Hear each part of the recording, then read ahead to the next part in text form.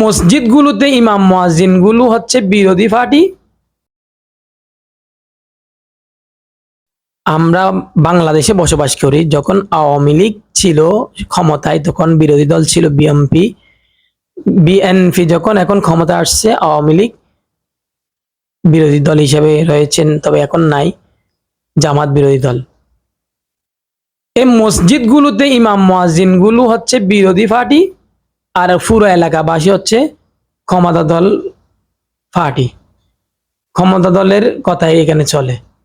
ইমামের কথা হক হলেও মেনে নেওয়ার মতো মানুষ নাই ওখানে।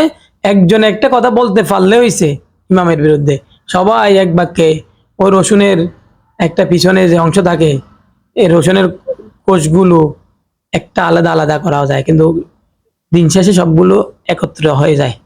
এই সেম এলাকায় এগুলো এরকম ইমাম মুয়াজ্জিন। আমি একটার কথা বলছি না, সমগ্র বাংলাদেশের কথা বলছি।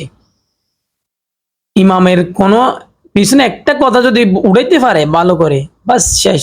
বাকি সবগুলো এমনি অটোমেটিকলি শতানে গুথা দিচ্ছে, বল, কিন্তু একটু ভয় করতেছে না।